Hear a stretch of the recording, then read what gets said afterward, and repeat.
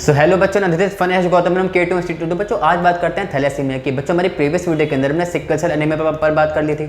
हमने देखा था कि सिकल सेल एनीमिया एक तरीके का ऑटोसोमल लिंक रिसेसिव डिसीज है और मैंने इसका मतलब भी आपको समझाया था कि ऑटोसोम का मतलब क्या होता है कि अगर हमारे पास टोटल 46 क्रोमोसोम्स है तो उनमें से 2 हमारे पास सेक्स क्रोमोसोम है, उनको छोड़कर बाकी जितने बचे वो सारे हमारे ऑटोसोम्स हैं। बिल्कुल वैसे ही बच्चों जो थैलेसीमिया है वो भी कैसा है, एक ऑटोसोमल लिंक रिसेसिव डिसीज है। अब रिसेसिव का मतलब क्या है, किसी भी तरह का रिसेसिव ट्रेट अपने आप को बच्चों बस तभी एक्सप्रेस कर सकता है जब दोनों अपनी होमोजाइगोटिक कंडीशन में हो। इसीलिए एनसीईआरटी में लिखा है ये बीमारी माता पिता से बच्चों में बस तब पास होती है जब दोनों माता पिता कैसे हो, अनअफेक्टेड कैरियर यानी कि अपनी हेट्रोजाइगोटिक कंडीशन में हो।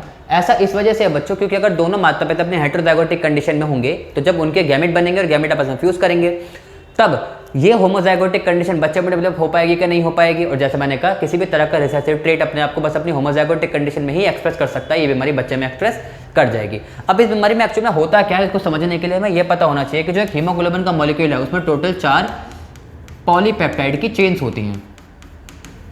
ठीक है, 2 चेन्स होती हैं अल्फा की और 2 चेन्स होती हैं बच्चों बीटा की।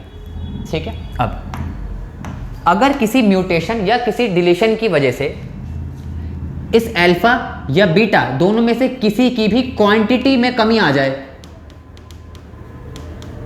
क्वांटिटी में कमी आ जाए, मैं यहां पर यह नहीं कह रहा कि कोई प्रोटीन की चेन खराब बन रही है, जैसे कि मैं सिकल सेल एनीमिया पर बात की थी। सिकल सेल एनीमिया में बच्चों क्या होता था कि जो बीटा ग्लोबिन चेन है इसकी क्वालिटी खराब बनती थी। याद है हमने देखा था कि वहां पर अमाइनो एसिड की चेन में 6 पोजीशन पे ग्लूटामिक एसिड की जगह वलाइना के लग गया था, तो बीटा ग्लोबिन चेन की क्वालिटी खराब हो गई थी कि नहीं हो गई थी। यहां पर क्वालिटी खराब नहीं होती, यहां पर क्वांटिटी खराब होती है। तो अगर अल्फा या बीटा दोनों में से किसी भी तरह की पॉलीपेप्टाइड चेन की क्वांटिटी कम या ज्यादा कम हो जाए बेसिकली, तब जाकर जो बीमारी कॉज होती है उसको बोलते हैं थैलेसीमिया। अब अगर अल्फा की क्वांटिटी कम हो जाए तो क्या बोलोगे, अल्फा थैलेसीमिया।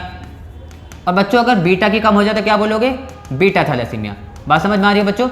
अब ऐसा होता क्यों है उसको समझते हैं। देखो जैसे मैंने कहा इस बीमारी को कॉज करने वाला जीन हमारे ऑटोसोम के ऊपर है, तो एक है हमारे पास क्रोमोसोम नंबर 16।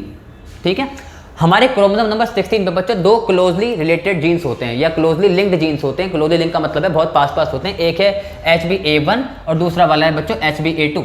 अब क्योंकि जीन्स दो हैं तो एलील कितने होंगे, 4। अब अगर इनमें हो जाए म्यूटेशन या फिर डिलीशन तो होगा क्या, अल्टीमेटली होगा ये कि हमारे पास जो अल्फा पॉलीपेप्टाइड की चेन बननी थी वो सफिशिएंट अमाउंट में नहीं बन पाएगी। क्यों, क्योंकि म्यूटेशन कॉज हो गया है।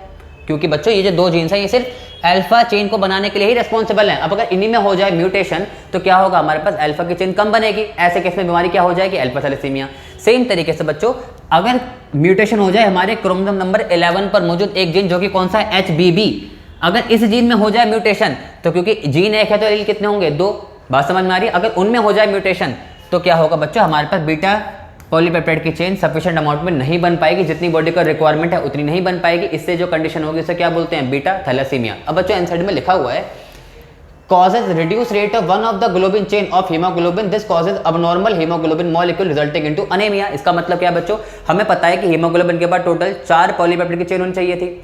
अब चाहे जैसे जैसे अल्फा की कम बनेगी या जैसे जैसे बीटा की कम बनेगी, अल्टीमेटली मॉलिक्यूल तो हीमोग्लोबिन का ही खराब होगा। और हीमोग्लोबिन का काम क्या है, ऑक्सीजन को कैरी करके एक जगह से दूसरी जगह पे लेकर जाना।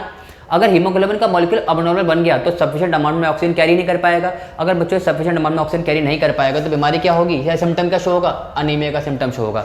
बात समझ में आ रही है बच्चों। ऐसे पेशेंट को लगातार आपको ब्लड ट्रांसफ्यूजन करवाते रहना पड़ता है, ब्लड की सप्लाई करवाते रहनी पड़ती है। बात समझ में आ रही है बच्चों। आज की वीडियो में इतना ही कर रहे हैं। अगर किसी भी तरीके का आपको डाउट है आप कमेंट सेक्शन में जाके पूछ सकते हो।